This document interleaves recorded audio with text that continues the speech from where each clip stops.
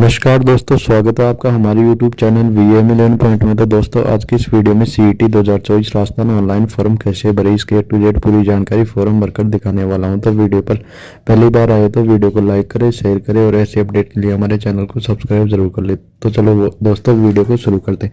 Rajasthan CET 2024 का form भरने के लिए आपको सबसे पहले SSO पर आना है। SSO पर आने के बाद आप SSO ID पासवर्ड एवं कैप्चा को भरकर अपनी SSO ID लॉगिन कर ले। लॉगिन होने के बाद एक ऐसा इंटरफेस दिखाई देगा, बहुत सारे एप्लीकेशन आपको दिखाई देंगे। यहाँ पर आपको रिक्रूटमेंट पोर्टल के भी 2 पोर्टल दिखाई देंगे। आपको यहाँ CET का फॉर्म भरने के लिए आपको रिक्रूटमेंट स्टैक वाले पर क्लिक नहीं करना है, इससे पहले वाला जो पोर्टल दिख रहा है उस पर क्लिक करना है।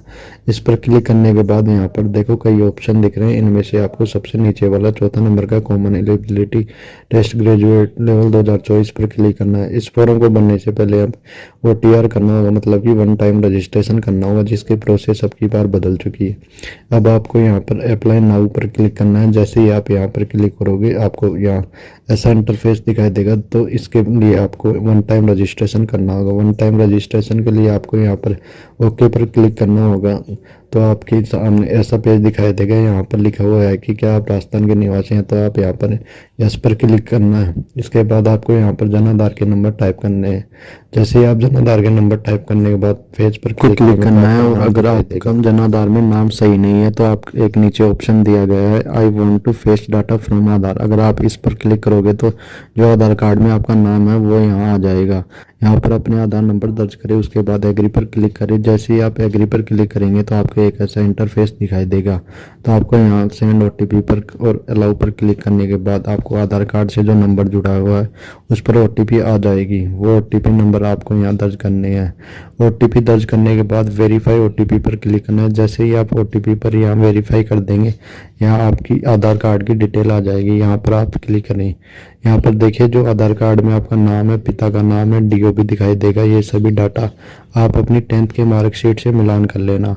और अगर आपकी डाटा आधार और जन आधार के हिसाब से दोनों में ही सही नहीं है तो आपके पास लास्ट ऑप्शन है कि SSO ID से आप डाटा उठा सकते हैं। उसके लिए आप यहाँ पर क्लिक कर सकते हैं।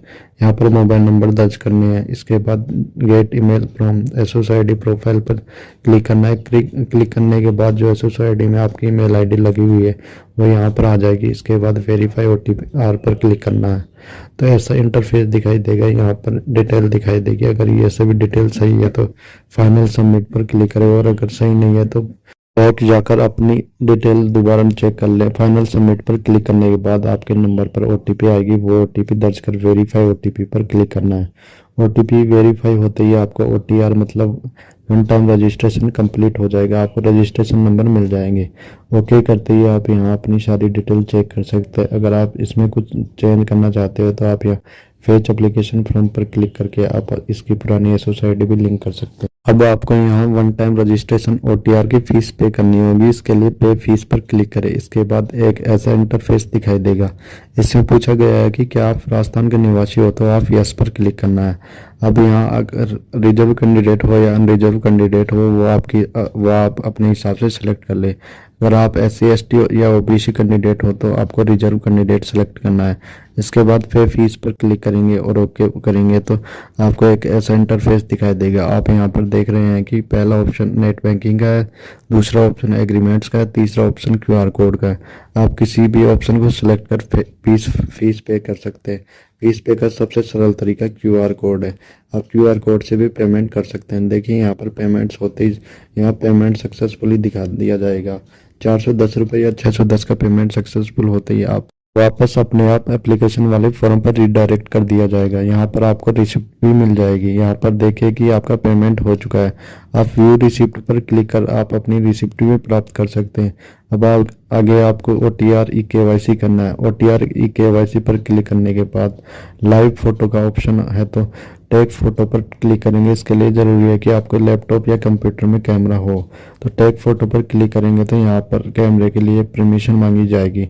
तो आप यहाँ पर ऊपर वाला ऑप्शन सेलेक्ट कर ले तो कैमरा ओपन हो जाएगा। तो आपको बता दूं कि आप कैमरे के सामने 1-2 बार पलके झपकाएं तो ऑटोमेटिक पिक कैप्चर हो जाएगी। अगर आपकी फ़ोटो सही आ गई है तो रहने दो, नहीं तो आप दोबारा भी कैप्चर कर सकते हैं। अब आगे यहाँ सेल्फ डिक्लेरेशन भी अपलोड करना है, तो वो कैसे करना है, तो यहाँ देखिए कि एक सैम्पल पीडीएफ दी हुई है, यानी आपको एक पैराग्राफ लिखकर अपलोड करना है। आप चूज ऑप्शन पर क्लिक करेंगे तो एक ऐसा पेज ओपन होगा जो यहाँ प्रारूप लिखा हुआ है वो सेम टू सेम यहाँ पर लिखना है। जैसे जैसे में आवेदक का नाम, आपके पिता का नाम, आपकी डीओबी आपको सेम टू सेम लिखनी है। लिखने के बाद हस्ताक्षर आवेदक के स्थान पर हस्ताक्षर कर ये पीडीएफ अपलोड करनी है। ये एक शपथ पत्र टाइप की पीडीएफ है। इसके बाद नीचे आपको यहाँ SSID लिखनी है, OTR नंबर जो रजिस्ट्रेशन के समय मिले हैं। उसके बाद आप अपना परमानेंट एड्रेस लिखना है। ये कंप्लीट होने के बाद इनमें भी आपको हिंदी या इंग्लिश दोनों में एक ही भरना, दोनों ज़रूरी नहीं है। यह पीडीएफ तैयार होने के बाद आपको अपलोड कर देनी है। यह पीडीएफ आपको 100 KB से 200 KB के बीच होनी चाहिए, इससे कम या ज़्यादा नहीं होगी। इसके बाद आपको सबमिट KYC पर क्लिक करना है। इसके बाद आपको लाइव फोटो जो पीडीएफ आपने अपलोड की है वो दिखाई देगी।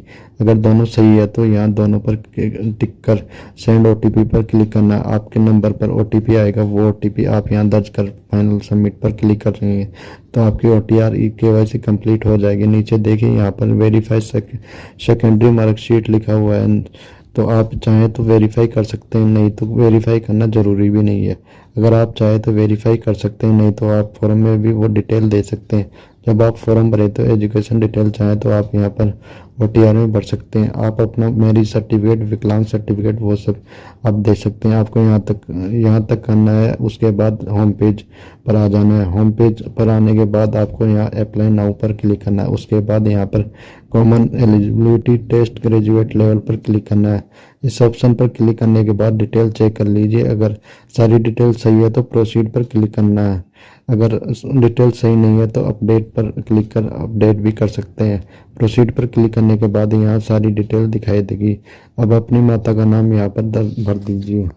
तो 10th की मार्कशीट में हो, आप 10th की मार्कशीट के अकॉर्डिंग सारी डिटेल्स बने। इसके बाद आप श्रेणी category general, SC ST OBC वो भी सिलेक्ट कर ले। इसके बाद अगर आप विकलांग हो तो कौन सी कैटेगरी है वो सिलेक्ट कर ले। आगे यहाँ पर धर्म सेलेक्ट करना है। इसके बाद आप यहाँ मैरिड हो या अनमेरिड वो सिलेक्ट कर लीजिए। अगर आप अनमेरिड हो तो कोई दिक्कत नहीं है, और अगर आप मैरिड हो तो आपका जीवन साथी का नाम भी यहाँ देना होगा। आगे अगर आप मैरिड हो या अनमेरिड हो तो यहाँ पर बच्चों की संख्या दर्ज करनी होगी। 6/2002 से पहले कितने बच्चे, 1/6/2002 के बाद कितने बच्चे। अगर आप अनमेरिड है, बच्चे नहीं है, तो आप 0 दर्ज कर सकते हैं, लेकिन करना जरूरी है। मोबाइल नंबर, उसके बाद व्हाट्सअप नंबर, ईमेल आईडी, आधार नंबर आ चुके हैं। भामास ID ऑप्शनल है, ये कोई ज़रूरी नहीं है। उसके बाद अगर आप TSP 76 से आते हैं तो यहाँ पर आप यस कर सकते हैं, नहीं तो आप नो करना।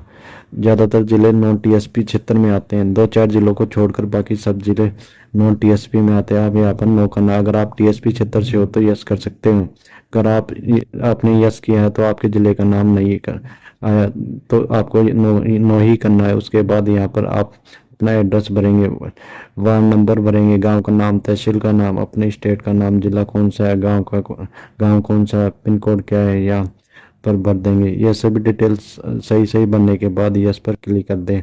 इसके बाद अगला पेज ओपन हो जाएगा। यहाँ पर इंडिया सेलेक्ट कर लें। आप अपना राज्य चुन ले। आपने अगर TSP नो किया है तो कई जिले दिखाई देंगे, अगर यस किया है तो 2-4 जिले ही दिखाई देंगे। इसके बाद यहाँ पर भूतपूर्व सैनिक हो या नहीं हो तो यस या नो पर क्लिक करें। अगर यस है तो उसके संबंधित डिटेल भी देनी होगी। खिलाड़ी हो या नहीं तो यस या नो पर क्लिक करें। यस हो तो डिटेल भी देनी होगी कि आप नेशनल खिलाड़ी हो या इंटरनेशनल खिलाड़ी।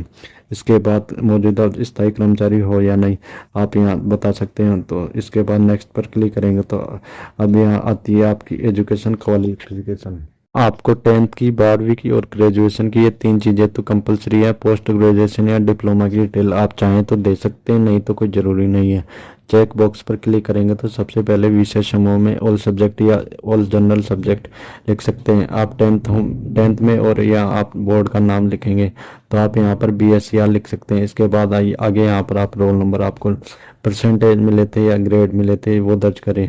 कौन से ईयर में आपने 10th पास की है, पासिंग ईयर सेलेक्ट कर ले, जो आप 10th की मार्कशीट पर लिखा हुआ है मिल जाएगा। आपकी जितनी परसेंटेज बनी थी वो 10th की मार्कशीट में देखकर आपको यहाँ दर्ज करनी है। इसकी इसी तरह 12th और ग्रेजुएशन की डिटेल आपको BA BSc BCom जो भी किया है, जिस भी यूनिवर्सिटी से किया, वो आप अपने ग्रेजुएशन की परसेंटेज निकाल कर लिख दीजिए। ये आप सारी डिटेल भरने के बाद आपको नेक्स्ट करना है। तो चलिए हम यहाँ पर सारी डिटेल भरकर नेक्स्ट कर देते हैं। नेक्स्ट करने के बाद आपको यहाँ पर एक फ़ोटो अपलोड करना है रंगीन पासपोर्ट साइज में, जो 1 महीने से ज़्यादा पुराना नहीं होना चाहिए। ये बात ध्यान रखने योग्य है, नहीं तो आपका फॉर्म रिजेक्ट हो सकता है। फ़ोटो साइज देख लीजिए, फ़ोटो साइज 50 KB से कम, 100 KB से ज़्यादा नहीं होनी चाहिए। JPG या JPG में आप फ़ोटो अपलोड कर सकते हैं। सिग्नेचर फ़ोटो में साइज 20 KB से कम नहीं होनी चाहिए और 50 KB से ज़्यादा नहीं होनी चाहिए। इसी फॉर्मेट में सिग्नेचर भी आपको अपलोड करने हैं।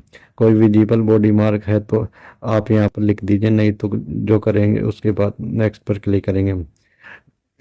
इसके बाद फॉर्म का प्रीव्यू आ जाएगा, एक बार ध्यान से चेक लीजिए, क्योंकि अभी भी कोई सुधार कर सकते हैं। इसके बाद अगर कोई कमी रह जाती है तो करेक्शन के 300 रुपये देने होंगे। यहाँ पर लाइव फोटो वगैरह भी आपको दिखाई देगी इस बार। तो ये सारी डिटेल एक बार चेक कर लीजिए, अगर सही है तो आपको फाइनल सबमिट पर क्लिक करना है।